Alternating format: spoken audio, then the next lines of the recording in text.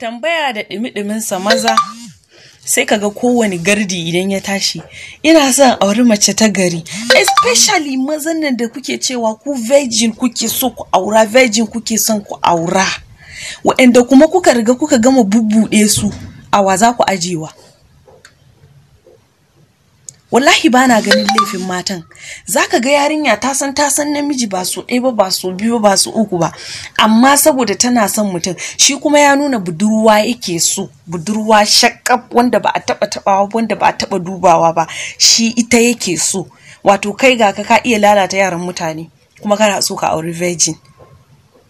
Idan ka zo ka tarar da wacce kuma ta maka ƙarya ta ce maka ai ita virgin ce, daga bayan aure ka zo ka find out she's not a virgin, sai ka yi tunani she deceived you ba? Maza ku kwakwakule 'ya'yan mutane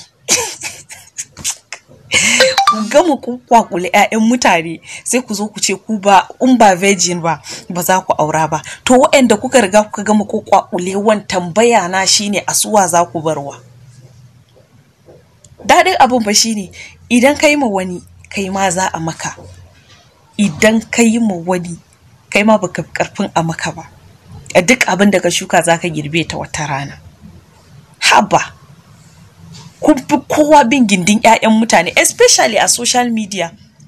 Kun fi kowa bin gindin 'ya'yan mutane, yau ka bi gindin wannan, gobe ka bi gashi. Yawanci irin ku maitan mata ne da ku mayun mata ne. Kaga wannan ka sa ido, kaga wannan ka sa ido, amma still kana son ka auri virgin. Kai ma ka je ka ɗauko wanda wani ya ɓata kuma sai ku